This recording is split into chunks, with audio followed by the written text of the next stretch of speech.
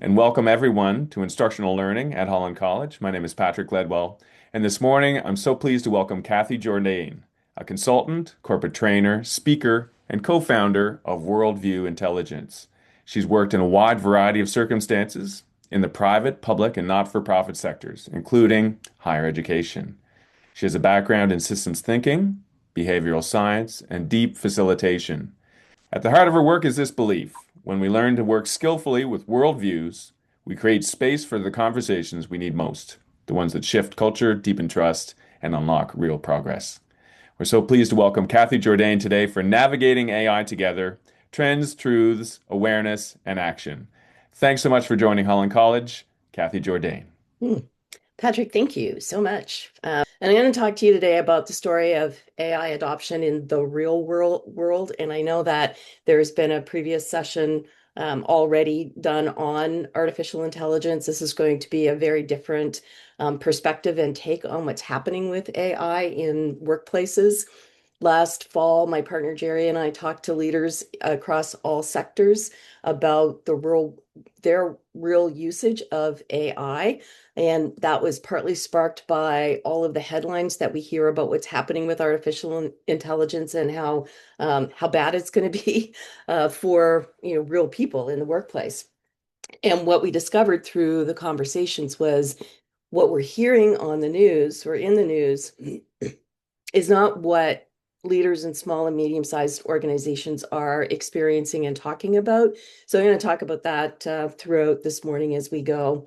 One of the things that we do know is that there's a wide range of reactions to AI and AI adoption, everything from I'm super excited to be able to use artificial intelligence to I don't even want to go anywhere near it, and all of the reactions in between that. So let's see. Um, I'm not going to talk so much about AI policies in organizations, but I will say that AI policies are necessary in organizations, and they're not just for the benefit of the organization, they're also to help keep people safe. So with that, this is what we're going to be doing here today. We're going to spend about 30 minutes of presentation, and the presentation is organized along the lines of what are the attention-grabbing headlines versus reality? How does artificial intelligence support accessibility and inclusion, which is one of the probably biggest benefits of AI and the least talked about.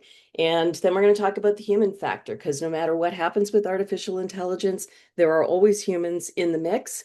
And that factor is becoming increasingly important as we try to discern what's real and what's not real, and what AI can do for us versus what it doesn't do for us. So after the presentation, we're going to go into conversations in small groups in breakout rooms. I've got a couple of questions for you. And then we're going to wrap up and close.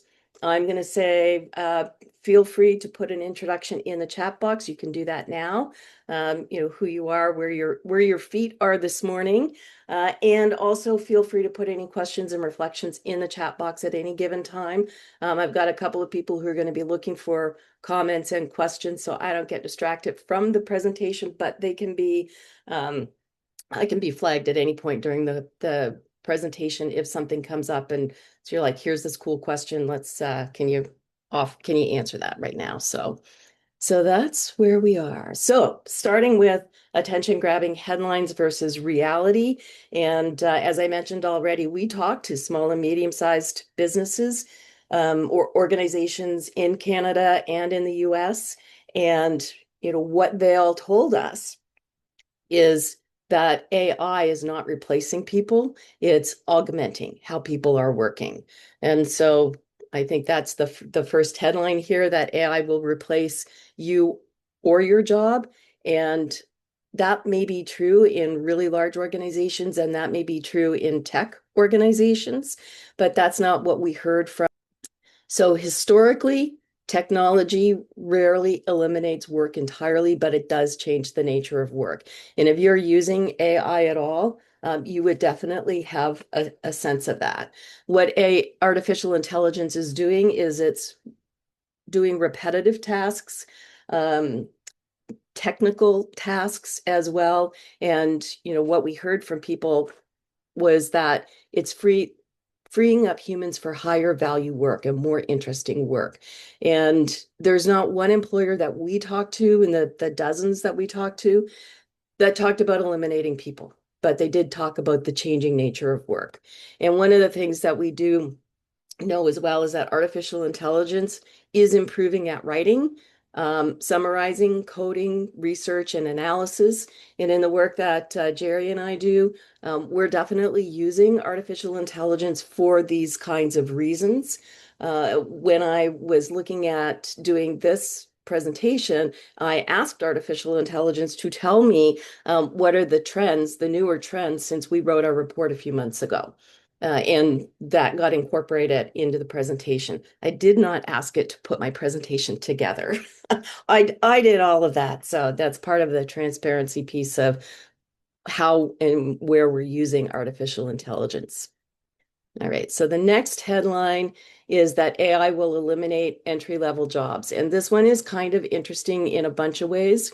Um, One is that entry-level jobs are not going to completely go away, but the nature of them will change. And one of the things that I discovered is that currently entry level jobs are declining by about 35%. And this raises like really interesting questions for a place like Holland College. As you're preparing students to go out into the workplace, the question becomes how can you prepare them with the level of information, knowledge, and skill that they need to be able to move into the workplace. And one of the things that we know is artificial intelligence is disrupting employer expectations. There will be more need for internships for students, and employers and educators are probably going to be working more collaboratively and closer together to enable this to happen. So right now, at Worldview Intelligence, we're part of there's a Ripon platform, and there's an Edunova group, and we're part of this platform, and we've had students working for us, doing things like last time around, we're writing a grandparenting book. So someone did the market analysis on the grandparenting book for us and sketched out a website. And right now we've got a student who's working on migrating our e-learning platform from one system to another system, gaining a lot of skill in doing that, and also helping us as a very small business do some of the things that we need to do anyway. So the next headline is that artificial intelligence is objective, and this is a trap if we believe that. It's not objective. AI learns from human-created data, and our human-created data contains bias. We know that AI hallucinates, and there's a thing now called AI sycophancy, where if you ask AI to give you information or feedback, AI will tell you what you need to know or what you want to know. And there's a study that was just done recently where they learned that if you're asking AI for advice, AI will 49% is 49% more likely to tell you what you want to hear than what a human would do.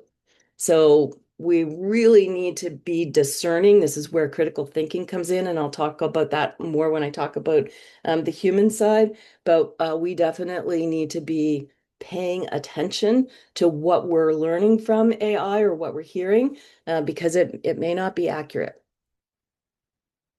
AI will turn our brains to mush. One of the most exciting things to me about this one is that I've heard from a number of sources that AI has the potential to increase our cognitive capacity when we use it right. And as I mentioned a minute ago, the need for critical thinking skills is not going to go away. It's only going to become more relevant. And whether or not AI turns our brains to mush depends on how we use it. It can either be a crutch or it can be a tool for growth. And if we just go to Claude or ChatGPT or Gemini and input a query and then use that as the basis of a report, not the basis, but use that as the report or the assignment or whatever, people will know because AI still has tells, whether it's certain phrasing or it's certain words that people will use. So, and then I think the last headline I have is that AI is destroying the arts and creativity. And every major technology evolution has created a similar fear. It is a big issue right now. I'm not going to say it's not, but what we know is that artists and writers and actors, they're all looking at how they can protect their art, but they're also drawing on AI as they do that. And so some of the questions are going to be, um, is the art that you're looking at, has it been created by a person or has it been created by AI? And what does all that mean? And right now we're being inundated by artificial intelligence images, and we really need, again, to be discerning about what's true and what's not true as we look at that. And I know personally, I'm finding I take much more care about what I share in social media based on beginning to see what the patterns are in things that people are posting. Kathy, it's Patrick speaking. Just Yeah. looking at the chat as the conversation starts to go along. Annie contributed. She was picking up on your comments about cognitive decline Mm, and just concerns about when creating. It's less of an inclination or less of a necessity to start with your own ideas or to build the skills it takes to practice to put things together because I guess we receive things fully made. mm, It's that's where the conversation is starting to happen. I guess with our students, if we ask them to take right. knowledge and put it into a different form, take this concept and apply it. Sometimes the generative AI Yeah. can make that transition, and students take it as the response, and where all of the learning was meant to be in the transposition, not in the result. Yeah, I really appreciate that comment and the reflection. So just like how we interact with AI is changing and evolving, how we're teaching other people to interact with AI is changing and evolving. And so one of the things that I pick up in that is that the instructions to students has to be different than it used to be, so that you still have students doing the work that you need them to do to develop their own skill, knowledge, and ability. Makes a lot of sense to me. Good reflections. I'm sure we'll bring these into some of the breakout room conversations. Hmm. Excellent. And one of the things that Jerry and I do is every year we go to France and we're guest lecturers at a university in Brittany in an international business program, students from all over the world. And so this has also been a very real conversation for us with the university there, and then also with the students as we're trying to discern how they're using AI. And one of the things we get them to do is to write a report, and we're really looking for how they're thinking about the concepts that we're teaching them. We're teaching them about leadership and workplace culture and asking them to give us their real world experiences as part of the things that stood out for them in what we've taught them. So it's definitely an alive conversation. All right. How artificial intelligence supports inclusion and accessibility. A few years ago, when I think ChatGPT first came out, there was this big flurry of what's happening with artificial intelligence, and we had an awareness that it had the potential to be one of the most disruptive things that we've seen in our lifetimes. And so Jerry and I hosted a series of conversations about artificial intelligence and what that was going to mean for people. And the vast majority of people who showed up to those conversations talked about their fears and their concerns about what artificial intelligence could possibly do. And we're still having those conversations, of course.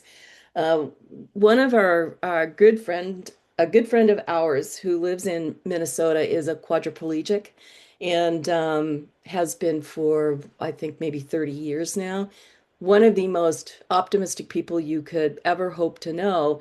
And she talked about how artificial intelligence was making her life easier because now with her limited mobility and movement, she didn't have to try to type out emails. She could do, voice, say, just speak it and it would type it out. And that was one part of it. But then she's also one of the people who was testing out the driverless cars.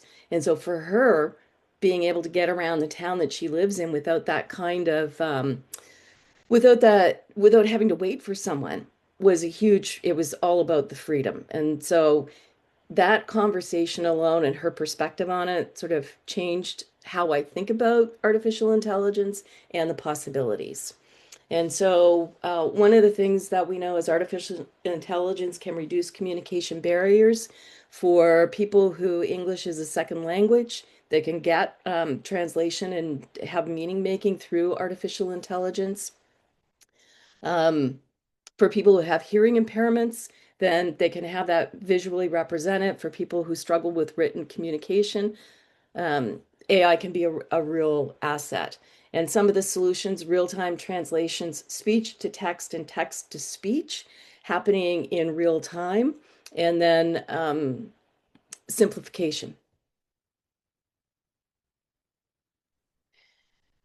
AI supports neurodiversity. So most of our workplaces have been designed around one style of thinking, and neurodiversity is one of these things that's big on our radar these days because one is we're talking about it a lot more. We know lots of people who are getting an adult diagnosis of either ADHD or autism.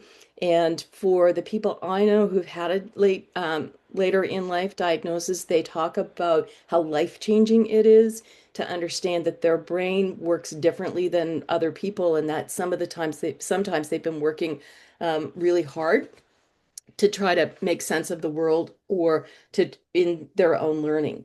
And so recently I did a Respect in the Workplace series of sessions for a client in Halifax. And one of the things that I talked about is we talked about accommodations, is that I think these days, a lot of the accommodations that we need to make are for people whose brains are wired differently for neurodiversity. And so artificial intelligence supports neurodiversity by um, through prioritizing, helping people prioritize, creating schedules, generating reminders, breaking larger projects into smaller steps, preparing for difficult conversations. And I'm going to say, like, this list of things isn't just for people who have neurodiversity in one way or another. Even I find that it can be super useful to have AI do these things. I mentioned that we've got some students who are working on some projects for us. One of the things that I asked Claude AI to do was to give me a project plan for the work that needs to be done, and then we shared that with the students, and then we walked through the entire plan just to make sure that it was reasonable and made sense for the person who had to do the work around that. AI increases independence. I already talked about that when I talked about our friend Myrna. Historically, accessibility required an intermediary. Now, artificial intelligence support is immediate, and an increase in autonomy is really quite. Um, I want to say like quite a miracle for the people who need it, but that sense of independence is invaluable for people. So, and these are just some of the ways that AI supports increasing independence, real-time captioning, voice control systems, document summarization, like I talked about, navigation. And I found this last one, workplace knowledge retrieval, really interesting because, we know that organizations have institutional knowledge, and that tends to be vested in individuals, especially individuals who've been with an organization for a while.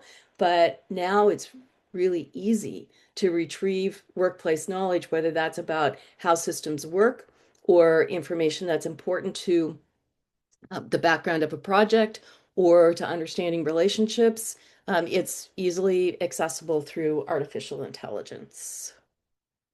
Kathy, we have some comments in the chat, really coalescing with what you're suggesting.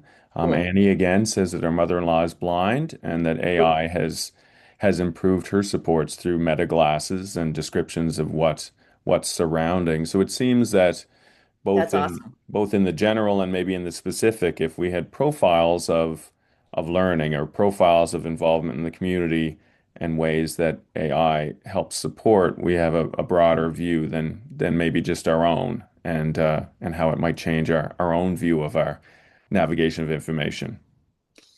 Yeah, I love that. Are there any other comments? No, just wanted to thread in with that just to let you know that how your reflections are landing with our audience today.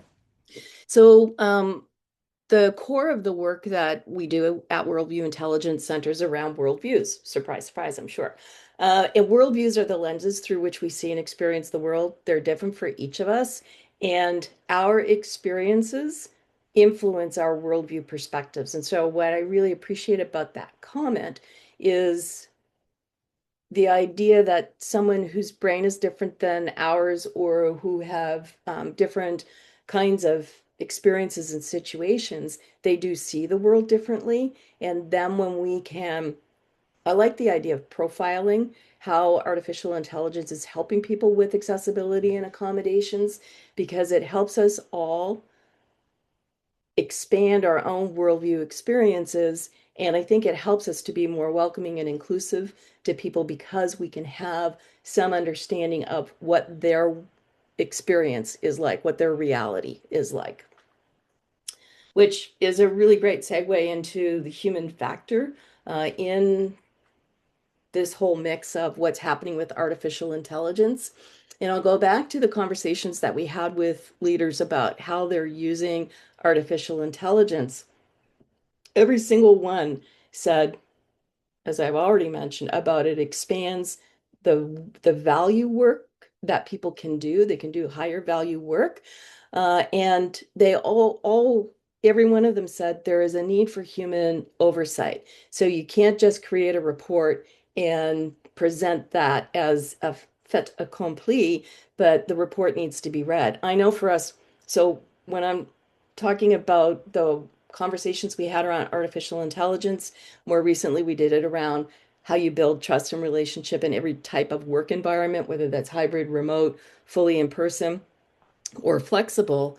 Uh, we did those conversations. They were mostly done on Zoom. We had summary reports for each of the conversations, which had to be edited so that they focused specifically on the issue we were centered on. And then we took those summary reports and we put them in either ChatGPT or Claude and asked Claude to do the theming of it. And for the workplace one, I was super happy about that because there were so many rich themes that came out. It would have taken me hours, days to try to do that summary on my own, which is the way it would have been done even a few years ago. So we got a summary report from the AI and then still spent hours editing the report so that it made sense both from the perspective and orientation of our work with worldviews and workplace culture, but it also accurately reflected what we were hearing from the people that we talked to. So AI may be the most powerful technology of our lifetime, but it's not about machines becoming more capable. It's about whether we can be more intentional in how we're working with AI. It's a big question. So I've I have a number of human skills that I wanted to talk about here when we're thinking about AI. And the first one is about adaptability. So we need to stay curious. We need to learn quickly. We need to learn outdated approaches. And right these days, outdated approaches could be something we were doing 6 months ago that is either has been improved in this period of time, or maybe something new has come along and replaced it. I've been doing work with change for a really long time, for decades, and in this whole time, we've been hearing about how fast the world is changing compared to the way that it used to be. And certainly with artificial intelligence, that ratio of how fast it's changed has just done a real quick uptick around that. So when we're working with AI, when we're working in the workplace, when we're working with the students, we need to be thinking about and have our eyes on what's happening now so that we can stay adaptable to it. And we need to be adapting quite quickly in all of that. I think we need to know that things are not going to be baked in for a long time and maybe never. One of the things we heard around AI is we are in the messy middle, and being in the messy middle, we don't know what that means in terms of how long it took us to get here and how long it's going to take to come out the other side with more clarity and maybe more guidelines. It's be interesting to see. The second human skill, as much as AI may try to replicate it, AI does not have emotional intelligence. It doesn't have empathy and compassion. And this is a place that we need to take some care because even when I'm asking AI to do something for me, it'll come back with, that's a really thoughtful question, or that's a really good something really good for you to be thinking about. Like it's continually reinforcing me, giving me positive reinforcement around that. I tune it out, I ignore it because I don't want to get drawn into thinking that AI is my companion and my friend when really I still need to keep the human component in it. So communication, relationship building, ethical judgment is a real big one. Like, when do we use AI? When do we not use AI? When do we disclose around it? Um, we, as humans, can collaborate. We can use AI as a collaboration tool, but AI itself does not collaborate. And then the creativity is another piece of that.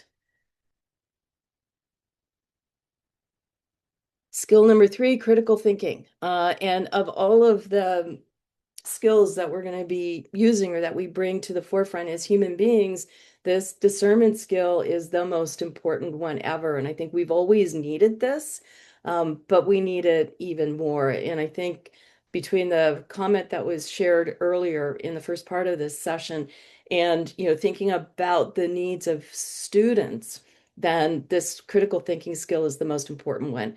When we talk about worldviews, I always said that my worldview perspective was somewhat aligned with my dad's, but he had some very different ways of thinking. And, as he was in his 80s, it didn't matter to me if he had a different worldview perspective. I didn't have to engage conversations around issues I didn't want to get in unnecessary arguments about. But then when I think about my kids who are all adults now, when they would talk about something, the biggest skill I wanted them to develop was his ability to do critical thinking. So when I heard my youngest son say things that very much could have been things that I said, my question was always, how did he come to that? Like what was he thinking about? What was the discernment that he was attaching to that, because I didn't want him just saying the things that I said. I wanted him to be thinking on his own. So when we think about critical thinking, we need to ask better questions.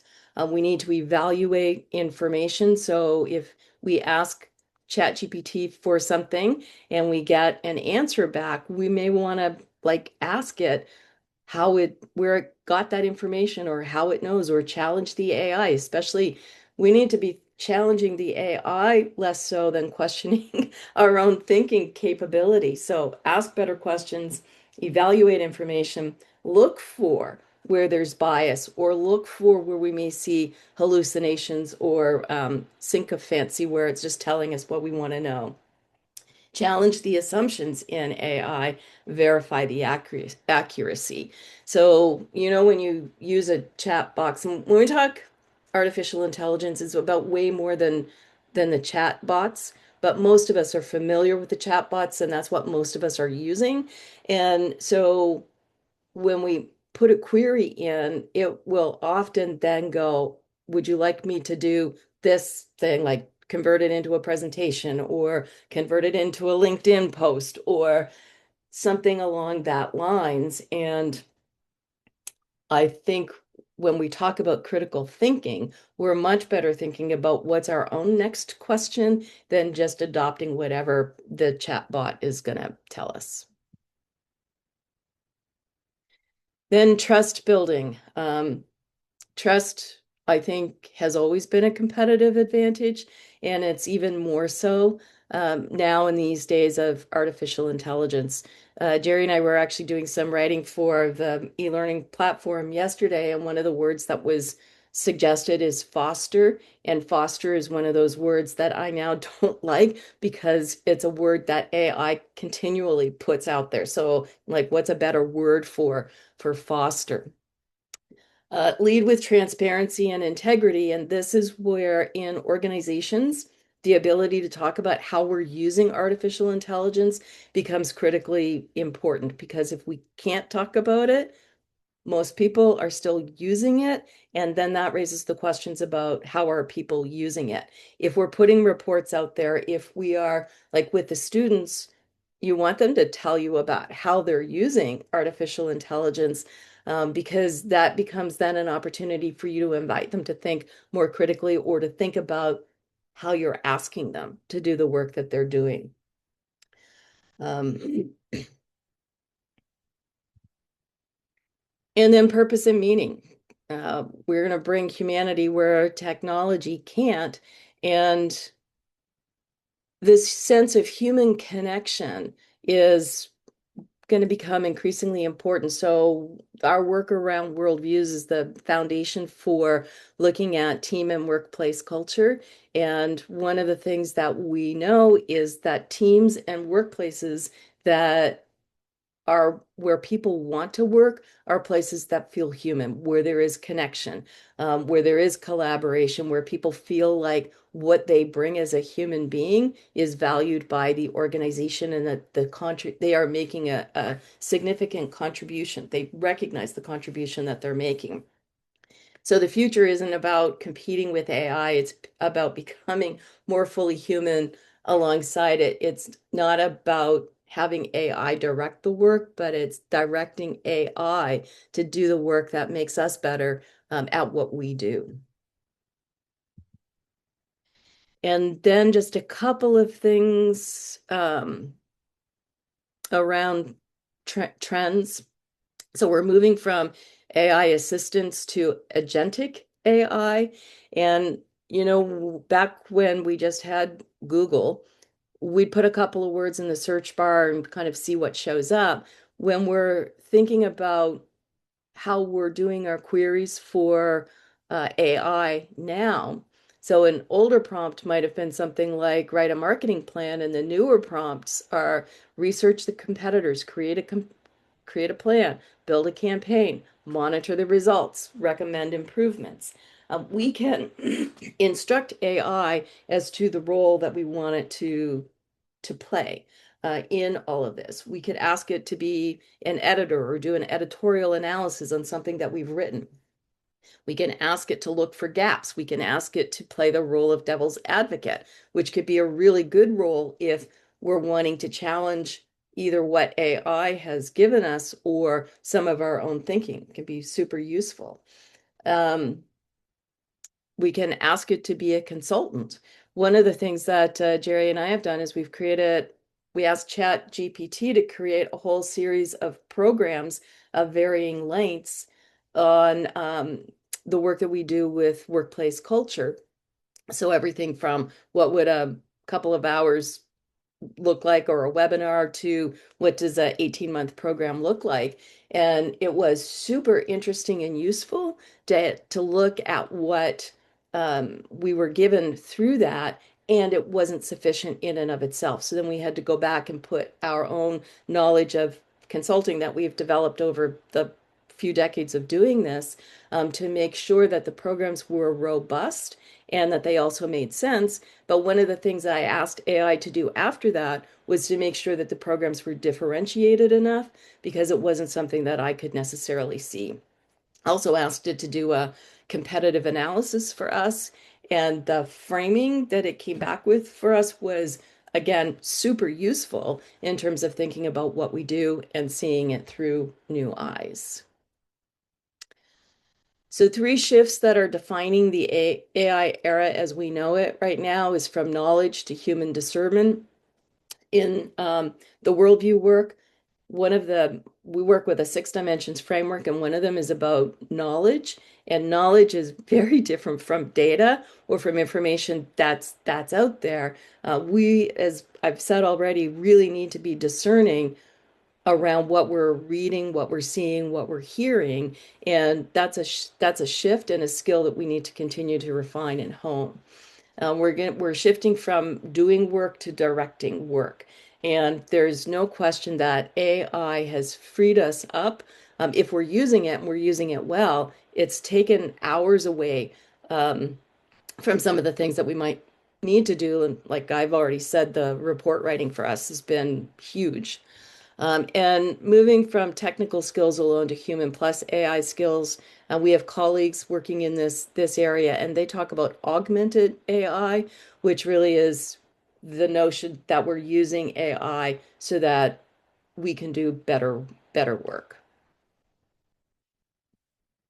And so the 2023 question, will AI replace people, really goes to how do people who use AI effectively outperform people who don't? And, there's that saying that AI is not going to replace my job, but someone who knows how to use AI might be the person who does replace my job or my role. So I think that that's going to take us to the next part. So I'm just going to stop there, Patrick, and ask you if there are any questions or comments in the chat box.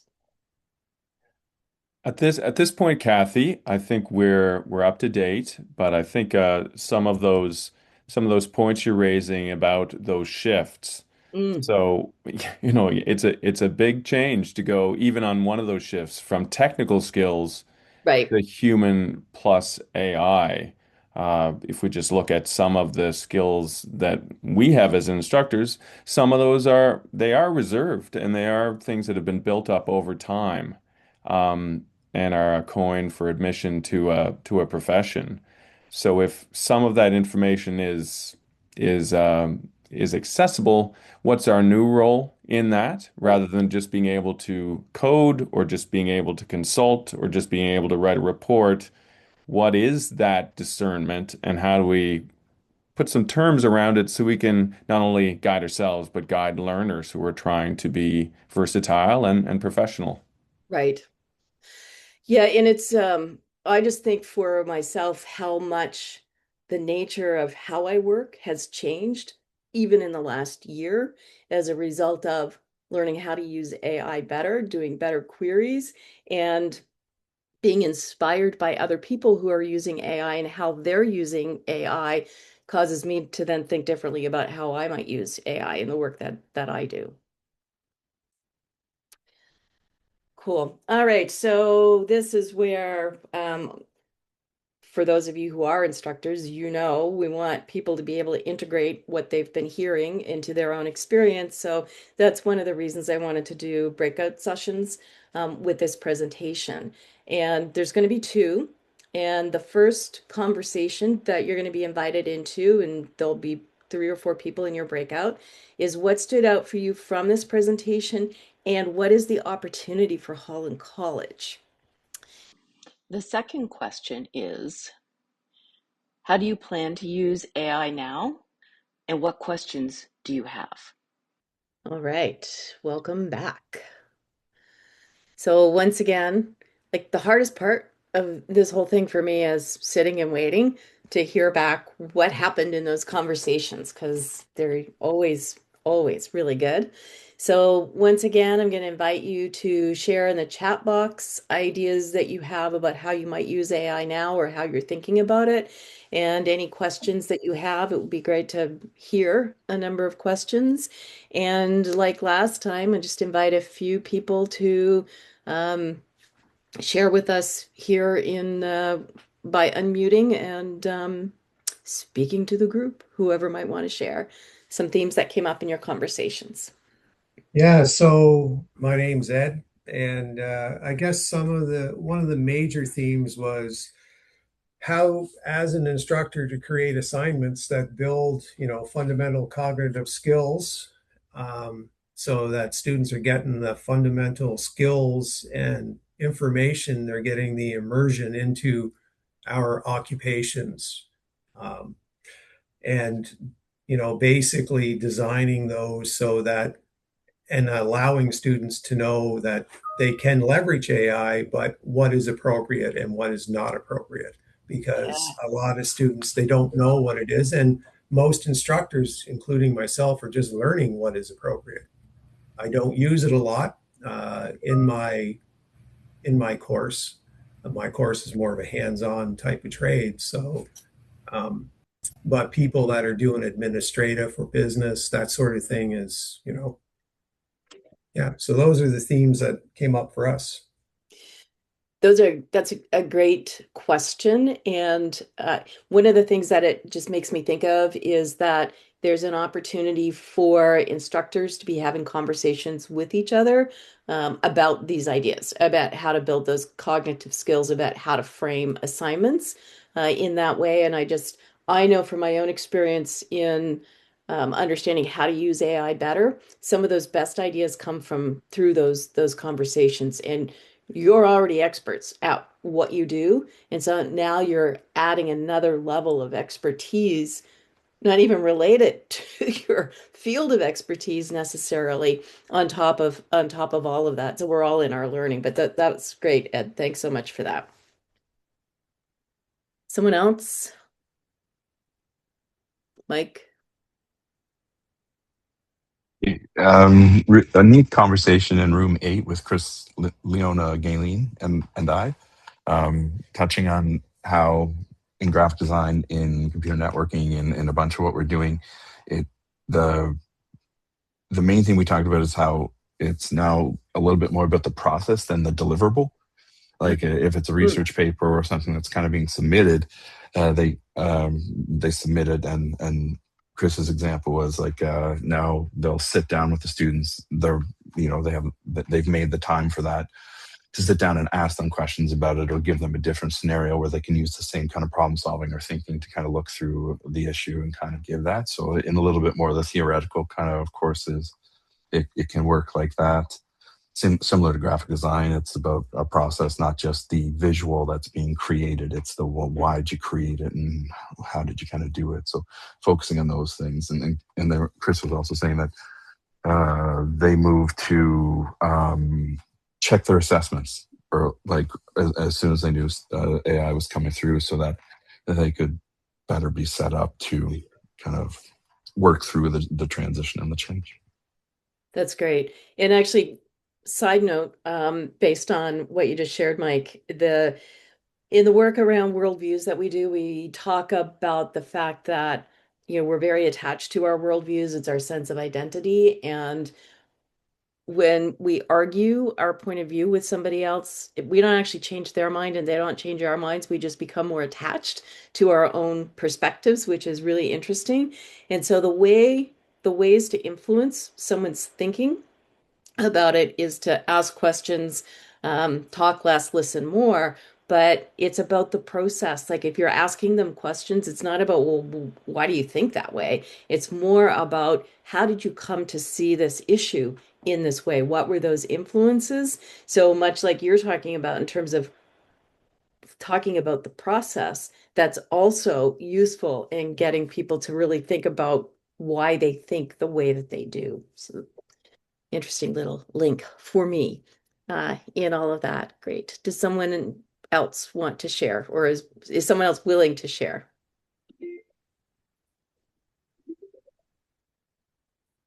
And Patrick, maybe I'll ask you again to share some things from the chat box. Yeah, we do have some rich contributions here. Definitely thank you for those. Um, there were some comments from Rita McDonald in her conversations with Ingrid and Jackson, talking about using AI to create assignments, Mm. saving some of the time in assignment creation, and using that time, as we've heard, to redesign the actual class time. whether that means engaging in the process with the students more, asking them to reflect on what they've done and seeing how they understand, how they've gotten to that result. Um, I think we've seen a contribution here from Jen Collins. This is something that we've heard and that she has heard across some of the separate chats that in a way that seems a bit absurd, we get delighted when there's errors or mistakes or lower writing level because we know we can see somebody trying to be themselves.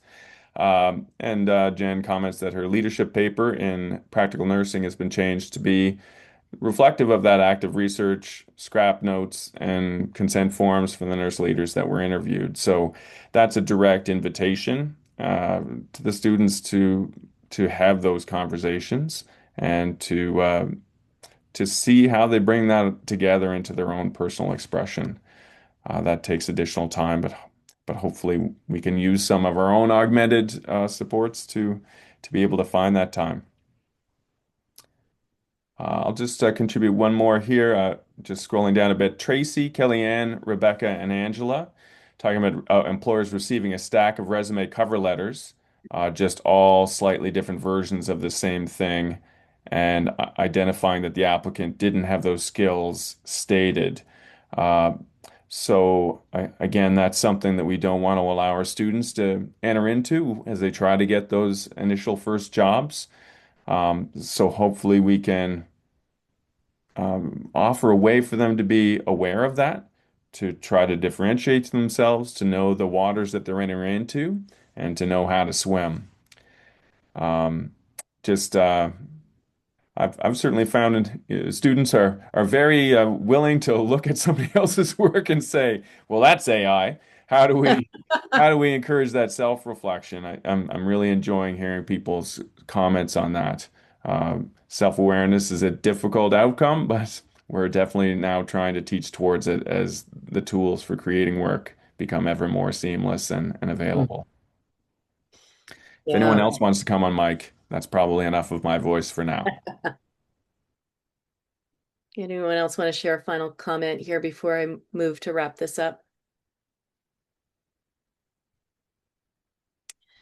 It is interesting how much AI is causing us to think about how we work, and that's really uh, been highlighted or amplified just hearing some of the reflections and the conversations that you are having. And I think that like the ways that you need to be thinking about your work now, even a year ago, but certainly 2 years ago, weren't necessarily questions that you had to be dealing with.